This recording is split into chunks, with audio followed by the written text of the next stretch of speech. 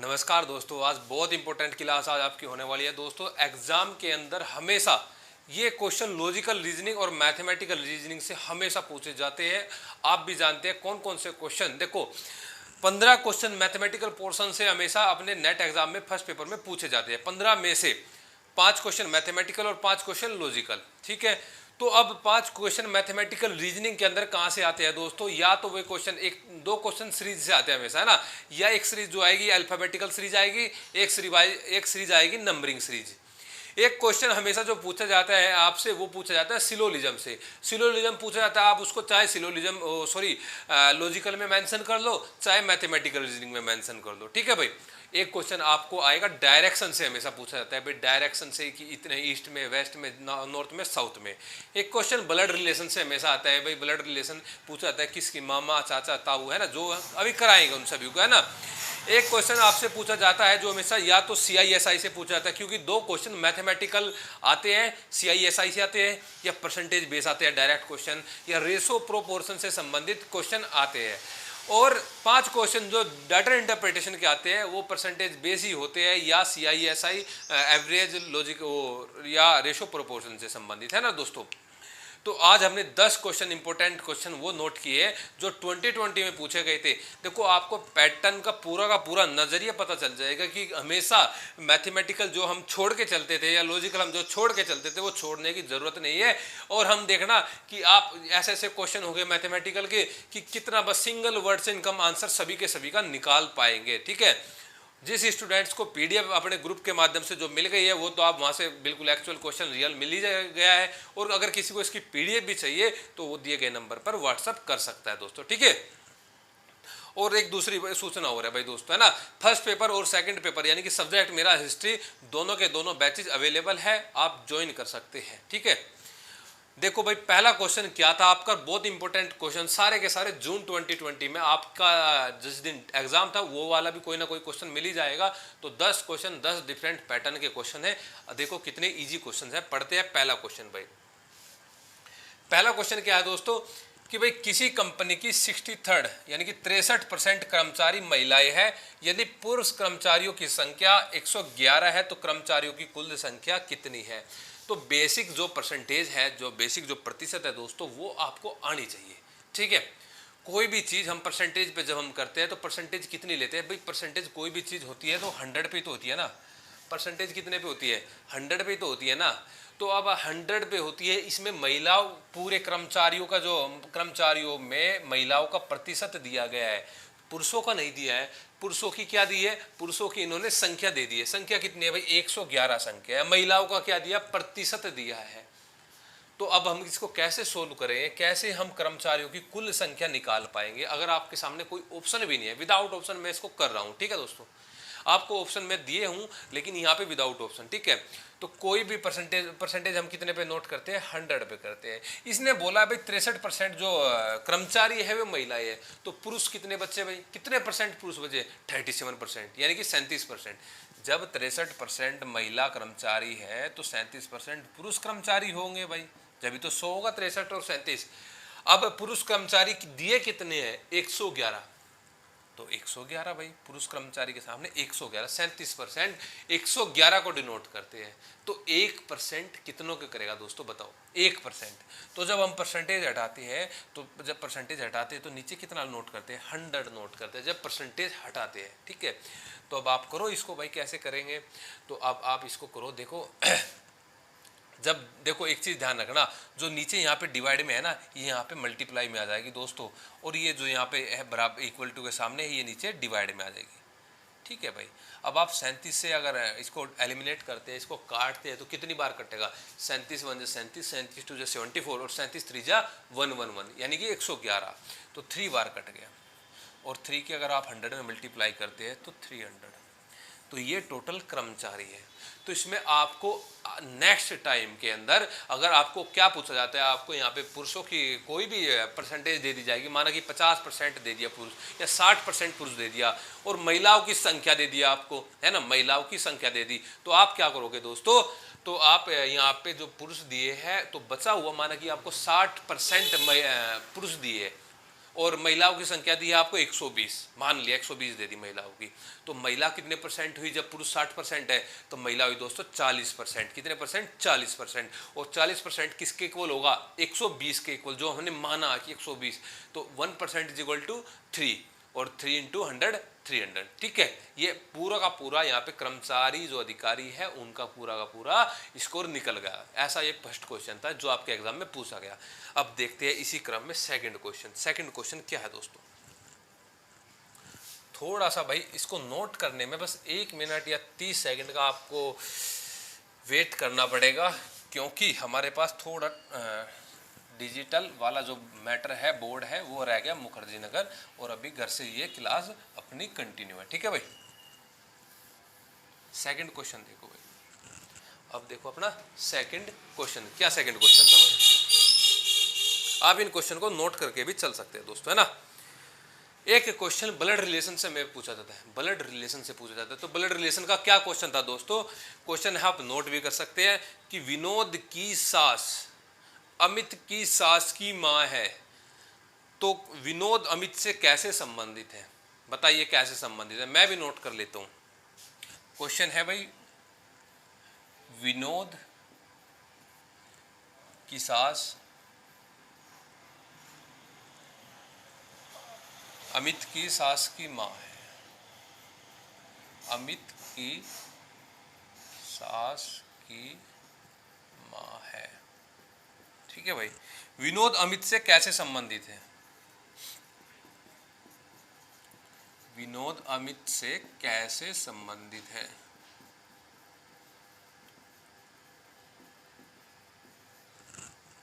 देखो भाई, हमेशा क्वेश्चन बनता है ब्लड रिलेशन से, और आप उसको अगर आप पे नहीं आता है, आप या उसको छोड़ के चलते हैं। इसका एक तरीका होता है दोस्तों करने का ब्लड रिलेशन के क्वेश्चन को। जो अपने से छोटा है, जो अपने से छोटा है या जिससे पूछा गया उसको हम नीचे नोट करके चलते हैं, और जो बड़ा है उसको हम ऊपर। कैसे? अब आप एक बात देखो, विनोद की सास अमित की सास की माँ है। सबसे पहले आपने विनोद की सास पता करना होगा। किसको पता करना होगा? सबसे पहले तो आपको विनोद को ही पता करना होगा। भाई ये विनोद है, ये विनोद है, तो ये विनोद कंप्लीट हुआ भाई। विनोद की सास, तो कोई विनोद की सास है तो विनोद से तो बड़ी होगी ना भाई, जब उसकी सास है, तो ये विनोद की सास है भाई। इतना पता लग गया भाई। जब ऊपर बड़ा है तो ऊपर ले जाना है, छोटा है तो नीचे ले जाना है। ठीक है, विनोद की सास अमित, यहां तक कंप्लीट हो गया। विनोद की सास अमित की सास की मां है, अमित की सास की मां है। अब एक बात देखना, आप ये सोच रहे होगे अमित को कहां पे बिठाए, अमित को कहां पे बिठाए।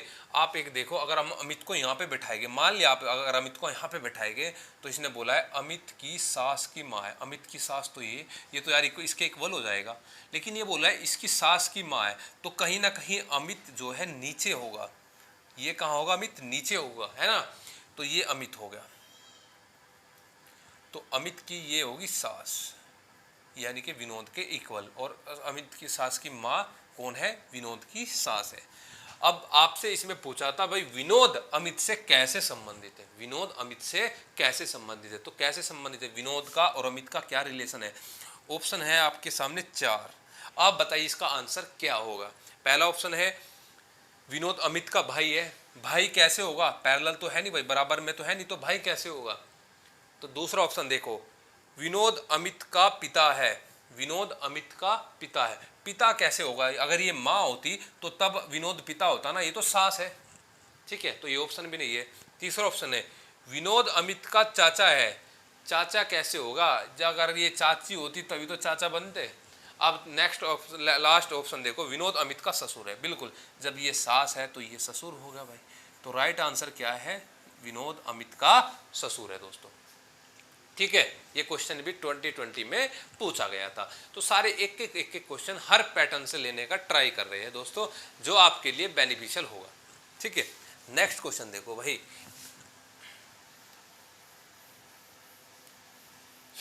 थर्ड क्वेश्चन देखो भाई, क्या थी था ये? हमेशा DI आपसे पूछा जाता है भाई, परसेंटेज बेस पे, CISI बेस पे, ये है ना। तो इसी प्रकार से ये ब्लड रिलेशन या डायरेक्शन या सिलोलिज्म, ये भी तो क्वेश्चन हमेशा पूछते जाते हैं आपसे। थर्ड क्वेश्चन देखो भाई, थर्ड क्वेश्चन कौन सा है, किस पैटर्न पे है? मैंने क्या लिया है? ये लिया है मैंने भाई सीरीज से, एक प्रकार से अल्फाबेटिकल से मान सकते हो आप इसको, है ना, ये कोडिंग डिकोडिंग से, है ना। तो एक टर्म है फिश, क्या है भाई, फिश। फिश किसको मेंशन कर रहा है, किसको डिनोट कर रहा है, EHRG, EHRG। एक तो हमें क्या बताना है, हमें बताना है जंगल। आपके सामने कुछ ऑप्शन है, तो ये बताना है भाई जंगल किसको डिनोट करेगा। तो अगर आप इसको पता लग जाएगा आपको इसका कि भाई ये टर्म इस प्रकार से बनी है या इसमें ये कंडीशन बनी है, तो आप जंगल को आसानी से कर दोगे।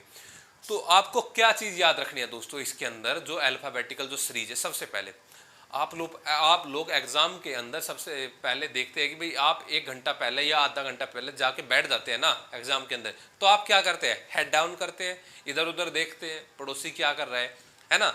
तो आप इसमें एक चीज करना, एक नोट करना, आपके पास रफ कॉपी भी होगी दोस्तों, तो वहां सबसे पहले आप जाके, क्योंकि काउंटिंग आपके याद नहीं होगी, जैसे कि ABCDEFGHIJKL, ये तो आपकी याद है A to Z। लेकिन अगर मैं आपसे पूछूं भाई ओ कितनों का डिनोट करेगा, ओ अल्फाबेटिकल न्यूमेरिकल कितनों का डिनोट करेगा, ओ कौन से नंबर पे आता है, 15 नंबर पे आता है भाई। अगर मैं आपसे पूछूं भाई कि W कितने पे आता है, 23rd पे आता है। आपसे पूछूं भाई K कितने पे आता है, 11 पे आता है भाई। N कितने पे आता है, 14 पे आता है भाई। U कितने पे आता है, 21 पे आता है भाई। Y 25 पे आता है भाई, है ना। या G कितने पे आता है भाई, 7 पे आता है भाई। ठीक है, अगर आपकी ये चीज याद है तो आपको टाइम इसमें बिल्कुल नहीं लगेगा। दूसरी बात, अगर आपको ये याद नहीं है और आप चाहते हुए टाइम बहुत कम लगे, क्योंकि सब्जेक्ट और फर्स्ट पेपर दोनों को बैलेंस बना के चलना पड़ता है दोस्तों, है ना, और आप चाहते हैं टाइम ना लगे, तो आप इसको A to Z पहले ही नोट कर लीजिए, उनके सामने नंबरिंग कर दीजिए, A के सामने 1, B के सामने 2, C के सामने 3, D के सामने 4। ठीक है, इसी प्रकार से आप उल्टा भी कर सकते हैं, Z के सामने 1, Y के सामने 2, X के सामने 3, W के सामने 4, उल्टा भी आप इसको सीरीज बना के चलो दोस्तों। ये चीज अगर आप करोगे तो निश्चित ही आपको इसका फायदा मिलेगा। अब आप इसको देख लो, अब आप अगर डायरेक्ट ये आपको मिल रहा है भाई 1-2 टर्म के अंदर, तो आप डायरेक्ट भी कर सकते हैं, और अगर कहीं पे आपको अल्फाबेटिकली करना होगा तो आपको ये रूल अपनाना ही पड़ेगा। तो आप देखो भाई F E, तो आप एक चीज देखो इसमें E और F, यानी कि ये -1, IH -1, SR -1, HG -1। ये -1 कैसे भाई, G के बाद H आता है, R के बाद S आता है, H के बाद I आता है, E के बाद F आता है। ठीक है ना भाई। इसी प्रकार से J के बाद, J से पहले क्या आएगा, J से पहले क्या आएगा बताइए, I, J से पहले आएगा I। U से पहले क्या आएगा, T। N से पहले क्या आएगा, M। G से पहले क्या आएगा, F। L से पहले क्या आएगा, K। E से पहले क्या आएगा, D।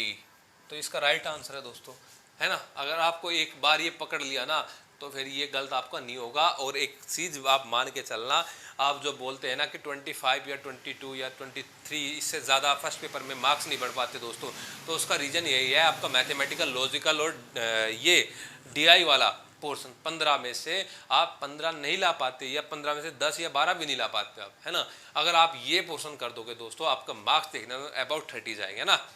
तो आप ये करना है, आपसे डायरेक्ट भी पूछो भाई G7, L12, E5, N14, U21, J10। ठीक है, ये चीज़ आपको याद होनी चाहिए, है ना। तो राइट आंसर क्या हुआ इसका, ये होगा दोस्तों। ठीक है, तो अब नेक्स्ट क्वेश्चन देखो भाई। नेक्स्ट क्वेश्चन क्या है, बहुत ही अच्छे क्वेश्चन है दोस्तों। अगर आप 1-1, 2-2, 4-4 क्वेश्चन प्रैक्टिस के तौर पे करोगे तो ये हो जाएंगे, कोई बड़ी बात नहीं है ना। और दूसरी, अगर आप बैच भी ज्वाइन कर रहे हैं तो बहुत कम फीस है दोस्तों, और तसल्ली बख्श आपको समझाया जाएगा, एक एक चीज़, एक एक बात, है ना। नेक्स्ट क्वेश्चन भाई देखो, नेक्स्ट क्वेश्चन है भाई UGC नेट से रिलेटेड ही, कि भाई आपको दिया गया है UGC नेट, इसके सामने दी गई है 35। एक दूसरा है CSIR नेट, CSIR नेट, इसके सामने दिया गया है भाई आपको ये निकालना है। UGC नेट दिया गया है, CSIR नेट निकालना है, तो कैसे निकालोगे। 4 ऑप्शन है, लेकिन हम यहाँ ऑप्शन का यूज़ नहीं कर रहे हैं भाई, है ना। तो अब आपको वही चीज़ करनी पड़ेगी कि इनकी ऐड करना पड़ेगा इनको आपको। और ऐड आप कैसे करोगे, जब आपको पता है कि ये U का ये होता है, G का ये होता है, C का ये होता है, तभी तो आप इनको नंबरिंग कर पाओगे दोस्तों। तो आप देखो, इसको करो अभी, देखो, है ना। U का क्या होता है भाई 21, G का 7, सी का 3, एन का 14, ई का 5, टी का 20। ठीक है, ये इनको जोड़ दो अब, 1 और 7 8 और 8 और 3 11, 11 4 15, 15 और 5 20, 20 0, 2 और 3 2 और 1 3, 3 और 2 5 और 2 हासिल के, यानी कि 70। और दिया कितना है यहाँ पे 35। तो कुछ बताओ इसमें 70 में, अब इसमें ऐड किया है, मल्टीप्लाई किया है, डिवाइड किया है या सब्ट्रैक्ट किया है जब 35 आया है। तो डिवाइड किया है ना दोस्तों, डिवाइड कितने से किया है, डिवाइड 2 से किया है, 2 से डिवाइड करने के बाद ये आया 35। क्या आया 35। ठीक है, यही रूल सेम जो रूल इस फर्स्ट इसमें आपको दिया गया होगा फर्स्ट मतलब प्रीमिसिस में, वही आपको सेकंड में यूज करना है। देखो भाई, सी के सामने 3, एस के सामने 19, आई के सामने 9, आर के सामने 18 और एन के सामने 14, ई के सामने 5 और टी के सामने 20। अब आप ऐड करो इसको, तो 3 और 9 12 और 9 21 और 8 29 और 4 33 और 33 और 5 38, हासिल का 3। ठीक है, 1 और 1 2 और 1 3 और 2 5 और 3 8, 8 है ना। तो ये आ गया 88। क्या आ गया भाई 88 है ना। और अब आप इसका क्या लगाओगे 88 का, क्योंकि यहाँ पे हमने डिवाइड किया था ना 2 से, जब तो 35 आया था, तो 2 से डिवाइड करोगे तो क्या आएगा दोस्तों 44। क्या आएगा 44 इसका आंसर आएगा। तो आपको ये नंबरिंग अल्फाबेटिकली याद होनी चाहिए दोस्तों, सच में आपको बहुत फायदा होगा। कुछ चीज़ें जो हम इग्नोर करके चलते हैं वो चीज़ें वास्तव में बहुत ही आसान होती है दोस्तों, बस हम उनको बशर्ते छोड़ कर चलते हैं कि ये हार्ड है। हार्ड चीज़ें हमें अच्छी लगती है, उनको हम ज़्यादा टाइम वेस्ट करते हैं। नहीं, उन चीज़ों पर अभी काम करने का टाइम है दोस्तों, जो हमेशा एग्जाम में पूछी जाती है, जो हमेशा एग्जाम में पूछी जाती है। भाई नेक्स्ट क्वेश्चन देखिए भाई, नेक्स्ट क्वेश्चन है भाई, 3 संख्याओं का औसत 22 है, 2 संख्याओं का योग 24 है और इन 2 संख्याओं का अनुपात 7:5 है, तो इन 3 संख्याओं को ज्ञात कीजिए। यह आपका क्वेश्चन है। क्या क्वेश्चन है भाई, दोबारा फिर एक बार देख लीजिए। भाई 3 संख्याओं का औसत 22 है, लिखने की तो जरूरत नहीं है शायद जब मैं बोल रहा हूँ ना। 3 संख्याओं का औसत 22 है, 2 संख्याओं का योग 24 है और इन 2 संख्याओं का अनुपात 7:5 है, तो इन 3 संख्याओं को ज्ञात कीजिए। कौन कौन सी वे 3 संख्याएं? आप इनको ऑप्शन से उठा के भी कर सकते हैं, ऑप्शन से एलिमिनेशन मेथड से भी आप इसको कर सकते हैं दोस्तों। तो आप देखिए क्या है भाई, 2 संख्याओं का औसत 3 संख्याओं का औसत 22 है, 2 संख्याओं का योग 24 है। तो आपके पास कोई 2 संख्या है, उनका योग 24 है। ठीक है, 24 योग है किन 2 संख्याओं का, अनुपात दिया है उन 2 संख्याओं का 7:5। तो 7 अनुपात है तो इनको आप जोड़ दो, कोई प्रॉब्लम नहीं है। 7:5 x बराबर 24। तो ये कितना आएगा दोस्तों, 2 संख्याओं का योग 24 है ना, तो ये 12x बराबर 24। तो x बराबर की आएगा दोस्तों 2। तो जहाँ पे x है दोस्तों वहाँ पे 2 मेंशन कर दो। ठीक है, 7 दूनी 14, 5 दूनी 10, 14 और 10 24 हो गया ना भाई। ये रियल होगी ना, ये कंडीशन ये रियल होगी ना भाई कंडीशन। और आपको 2 टर्म तो पता लग गई, पहली टर्म 14, दूसरी टर्म 10 और तीनों का औसत है 22। तो आपको थर्ड टर्म और निकालनी है, वो थर्ड टर्म निकाल लीजिए भाई। आप कैसे निकालोगे, देखो भाई, पहली टर्म 14 है, ये आपने निकाली, दूसरी टर्म 10 है, तीसरी टर्म हमें पता नहीं है अभी भाई क्या है तीसरी टर्म, लेकिन तीनों का औसत क्या है भाई। औसत क्या निकालते हैं, जितनी टर्म होती है उतने से नीचे डिवाइड करते हैं दोस्तों, है ना। तो औसत कितना है 22। तो मैंने बताया था अगर कोई चीज़ नीचे की साइड होती है तो इसको अगर इधर ले जाएंगे तो ये मल्टीप्लाई में चली जाएगी, यहीं कहीं कर लेते हैं ना। तो ये हो गया भाई, है ना। तो अब आप इसको जोड़ दो, 24 प्लस ये सी मान लो इसको ना, सी। ठीक है, ये हो गया 66। तो अब जब आप सी निकालोगे तो 66 तो है, ये इधर से 24 इधर जाएगा तो ये जाएगा माइनस में। तो माइनस में आएगा तो कितना, 6 में से 4 गए 2, 6 में से 2 गए 4। तो जो सी आएगा ये आएगा आपका 42। तो ये 3 टर्म आपसे पूछी गई है, 3 टर्म का तो आंसर क्या होगा 14 पहली टर्म, दूसरी टर्म 10, तीसरी टर्म 42। ये आपके ऑप्शन थे दोस्तों। ठीक है, तो राइट आंसर हो गया। आई बात समझ में? अगर नहीं आई समझ में तो दोबारा पूछना, दोबारा मैसेज छोड़ सकते हो पर्सनली, है ना, या कमेंट बॉक्स में भी आप मैसेज छोड़ सकते हो दोस्तों। अगर आपकी नहीं समझ में आया कोई भी क्वेश्चन नहीं समझ में आया तो कमेंट बॉक्स या व्हाट्सअप आप छोड़ सकते हैं, बिल्कुल आपको समझाया जाएगा सारा का सारा। नेक्स्ट क्वेश्चन देखो भाई, अब क्या है, समझ तो आ रहा है ना भाई? उम्मीद करता हूँ भाई आ रहा होगा ना।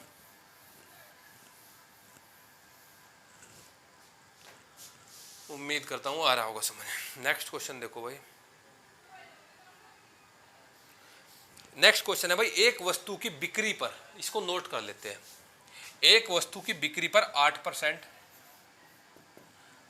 10%,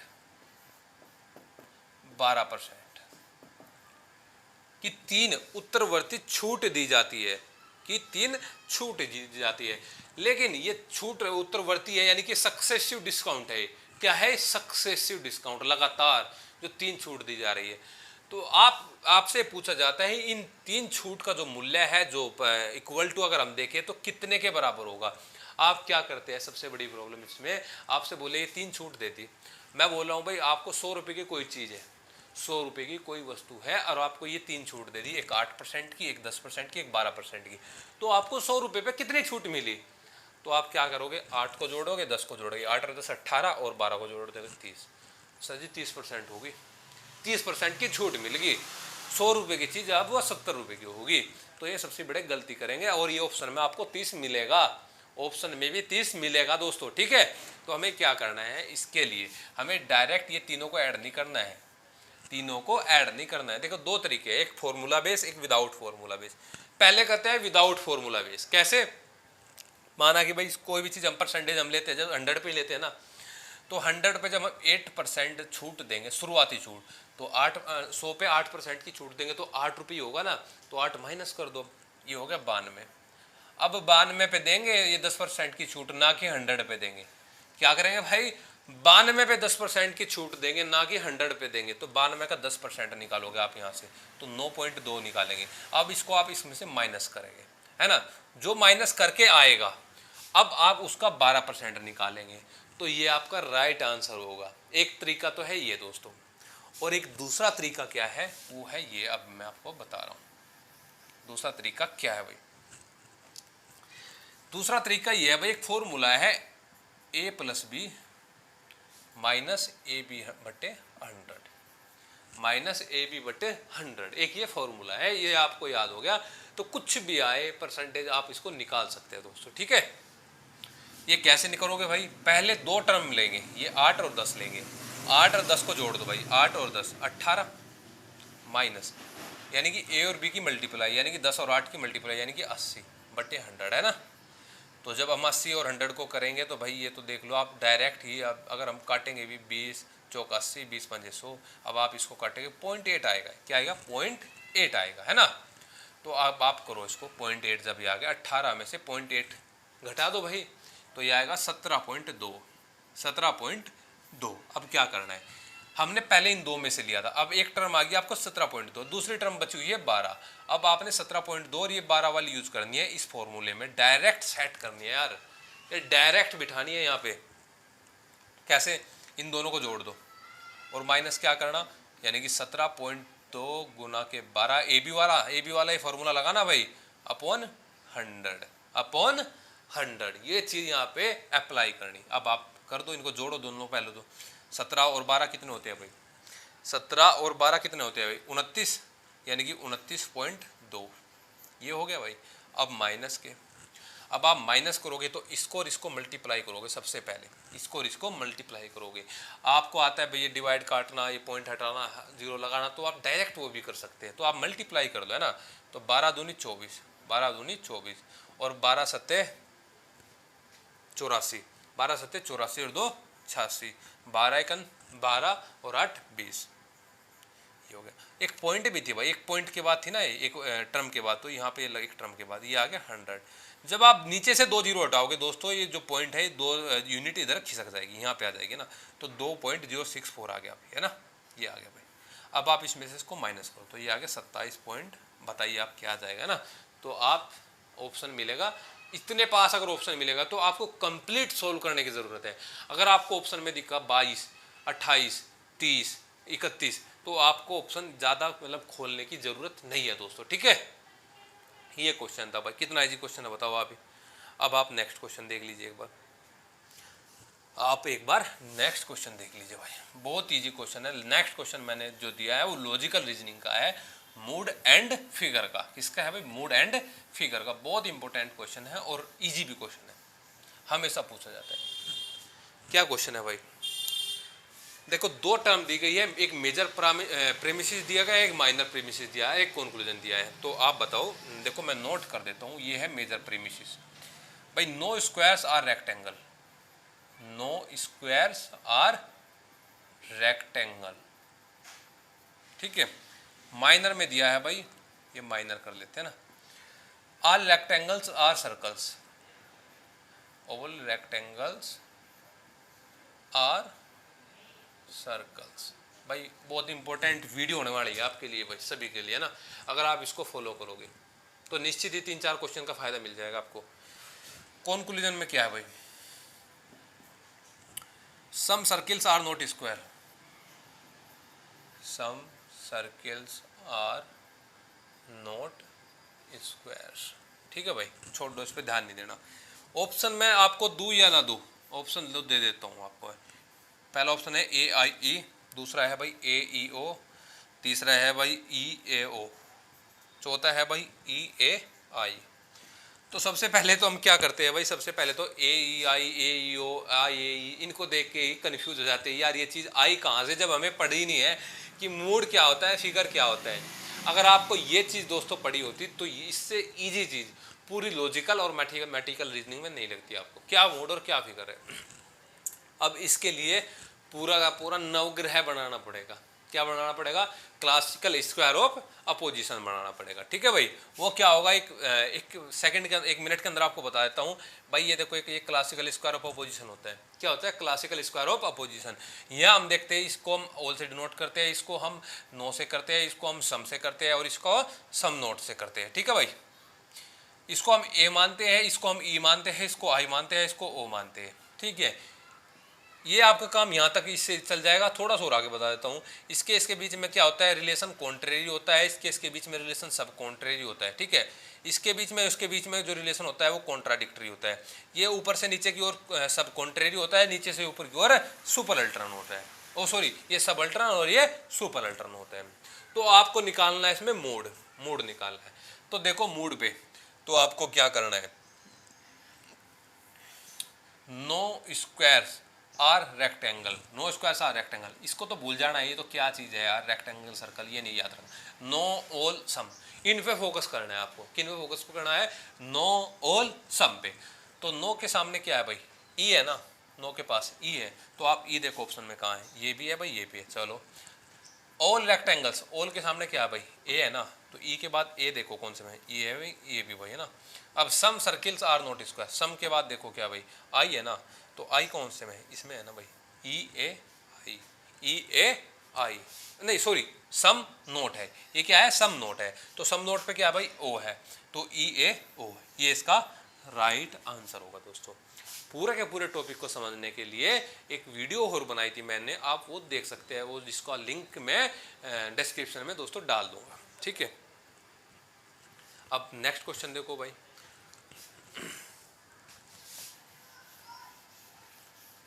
नेक्स्ट क्वेश्चन क्या था भाई आपका?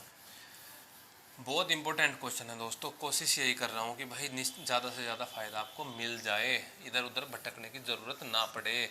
बुक से कंफ्यूज हो जाओगे भाई, बुक से अगर एक एक चीज़ आप करोगे ना तो कंफ्यूज हो जाओगे, और यूट्यूब से करोगे तो एडवर्टाइजमेंट ज़्यादा पाओगे और मैटर बहुत कम पाओगे, ठीक है। नेक्स्ट क्वेश्चन देखो भाई, 9th क्वेश्चन सीरीज का क्वेश्चन है भाई। सीरीज क्या है भाई? 3, 8, 18, 38 और x, ये सीरीज है आपकी भाई, ये सीरीज है। नेक्स्ट टर्म बतानी है। देखो सीरीज का क्या हाल होता है भाई? सीरीज का हाल होता है ब्याल। अगर किसी की समझ में आ गया तो 30 सेकंड में आ गया, चाहे कोई कितना भी बड़ा धुरंधर हो। अगर नई सीरीज समझ में आई तो पूरा पेपर चाहे सीरीज पे लगा लियो, तो सीरीज नहीं होने की भाई, ठीक है। तो आपको क्या करना है, ज़्यादा टाइम नहीं देना है एग्जाम के अंदर। अगर हाँ सेट बैठता है आपका, मल्टीप्लिकेशन, डिवाइड या सब्ट्रैक्ट या एडिशन या जोड़ घटा, इस कुछ भी, स्क्वायर क्यूब कुछ भी, तो हो गया तो ठीक है, नहीं तो दोबारा जब टाइम मिले तो तब करना है सीरीज का क्वेश्चन। तो इसमें क्या रूल लगाओगे आप? देखो भाई, अगर हम इसको सारे फंडों से अपना के देखते हैं, अगर हम इसको क्या करेंगे, इसमें जोड़ेंगे, अच्छा ये 5 हो गया भाई, ये 10 हो गया भाई, और ये 20 हो गया भाई। तो यार एक चीज़ देखी हमने, यहाँ 5 का स्क्वायर हो रहा है, ओ सॉरी 5 का डिफरेंस, यहाँ 10 का डिफरेंस, तो यहाँ 20 का डिफरेंस हो जाएगा। फिर यह भी बात सही बनेगी भाई, यह भी बात सही बनेगी भाई। दूसरा, अगर हम मल्टीप्लाई के माध्यम से देखेंगे, कैसे भाई, यार ये 3 दूनी 6 करेंगे, 3 दूनी 6, ये तो 8 है, लेकिन इसमें 2 जोड़ देंगे, 3 दूनी 6 दूनी 8 प्लस 2 8 है ना। यहाँ पे 8 गुणा 2 करेंगे तो 2 जोड़ देंगे, 8 दूनी 16 और 2 18, ये 18 में 2 की मल्टीप्लाई करेंगे 36 प्लस 2 जोड़ देंगे, क्या है 38, 38 में 2 की मल्टीप्लाई करेंगे 76 और 2 जोड़ देंगे, 38 दूनी 76 और 2 78, क्या हो जाएगा 78 हो जाएगा। ये आंसर है दोस्तों, ये आंसर है। अच्छा, आप इसको डिवाइड वाला रूल भी लगा के देखो, जोड़ वाला भी, स्क्वायर वाला भी, जोन सा सेट आए वही सेट बिठा दो भाई, सेटिंग की ज़रूरत है बस इसमें। और ज़ीआरएफ आपको निकालना है भाई अब की बार, क्या है, ज़ीआरएफ आपको निकालना है अब की बार, आपसे यही उम्मीद करता हूँ। लास्ट क्वेश्चन है सिंपल इंटरेस्ट से, साधारण ब्याज से भाई, कहाँ से, साधारण ब्याज से। क्वेश्चन है भाई 2000 स्वयं की धनराशि पर 9 महीने में 180 का साधारण ब्याज प्राप्त होता है, तो ब्याज की वार्षिक दर बतानी है। इंग्लिश वाले सुन लो भाई, जो कोई इंग्लिश से अगर कर रहा है। A sum of ₹2000 yields ₹100 with simple interest in 9 month, the annual rate of interest is, क्या होगा भाई, एनुअल रेट निकालनी है, क्या होगा। तो सबसे पहले हमें पता होना चाहिए सिंपल इंटरेस्ट का फार्मूला क्या होता है भाई, प्रिंसिपल गुणा रेट गुणा टाइम, यानी कि मूलधन गुणा दर गुणा समय बटे 100, ये साधारण ब्याज का एक फार्मूला होता है। तो आपको क्या क्या चीज़ दी गई है भाई, आपको इस टर्म में क्या क्या चीज़ दी गई है, प्रिंसिपल दिया गया है भाई, प्रिंसिपल दिया गया है भाई, है ना, कितना 2000, रेट तो हमें पूछी गई है भाई, रेट तो निकालनी है ना हमें। टाइम कितना दिया गया है, टाइम दिया गया है 9 महीने का, तो 9 महीने क्या है, या तो साल बनाओ उसको, या 6 महीने बनाओ, या क्या क्या करेंगे हम, 9 महीने को साल बना लो, तो साल में कितने महीने होते हैं 12, तो 9/12, और हमें 100 नीचे लिखना ही है भाई, ये तो फार्मूला है। और ब्याज कितना दिया है, ब्याज कितना हो रखा है 180 रुपये, क्या हो रखा है 180 रुपये ब्याज हो रखा है भाई दोस्तों, है ना। तो आप इसको कैलकुलेशन बची है और इसके अलावा कुछ भी नहीं है। कैसे क्या करोगे आप इसमें कैलकुलेशन को, ये 2 जीरो से 2 जीरो यहीं पे काट लो ना आप यार, आप इसको यहीं पे काट लो ना, 2 6 12, ठीक है। आप जब इधर जाओगे तो इसको यहीं से काट लो ना, 9 दूनी 18 यानी कि 20, ठीक है भाई। अब आपके पास क्या बचा है भाई, देख लो, अब आपके पास क्या बचा है, 9 दूनी 18, ये बच गया है, और ये आपकी परसेंटेज जो आएगी इसमें ये आएगी आपकी 6 और दूनी 12, हाँ ये आएगी 12% की भाई, है ना, कितनी आएगी 6 दूनी 12%। देख लो एक बार दोबारा देखो इसको यार थोड़ा, है ना, 180 जो था अपने पास, ये सिंपल इंटरेस्ट आया था, दो, ओ सॉरी सॉरी सॉरी, ये 2000 है ना भाई, ये 2000 है, ये इस वजह से कंफ्यूज हो रहा था। तो 2 जीरो, तो 2 जीरो यहाँ से काट दी, 1 जीरो है बची, 1 जीरो इससे काट दी। अब इसकी 6 की इससे मल्टीप्लाई होगी 2 से, तो ये कितना हो गया 6 दूनी 12, ये रेट कितना आ गया आपका 12% आ गया, क्या आ गया दोस्तों 12% ये रेट आ गया ना। तो ये 10 क्वेश्चन थे दोस्तों, बहुत इंपॉर्टेंट क्वेश्चन है, निश्चित ही आपको इसका आगामी जो नेट एग्जाम आने वाला है फायदा मिलने वाला है, ये आपके लिए बेनिफिशियल रहने वाला है, आप इसको फॉलो जरूर करना। और अगर आपको यह वीडियो अच्छी लगती है दोस्तों, तो आप प्लीज़ कमेंट जरूर करना और शेयर भी कर देना, है ना। देखो और तो मुझे आपसे क्या बेनिफिट मिलेगा, आप इतना तो कर सकते हैं दोस्तों, जब मैं आपके लिए क्वेश्चन सेट कर रहा हूँ, आपको इतना टाइम दे रहा हूँ, तो आप एक कमेंट और इसको फेसबुक पे या आपको अपने व्हाट्सएप स्टेटस पे ये 2 शेयर तो कर ही सकते हैं ना। ठीक है दोस्तों, तो मिलते हैं नेक्स्ट वीडियो में, तब तक के लिए शुक्रिया।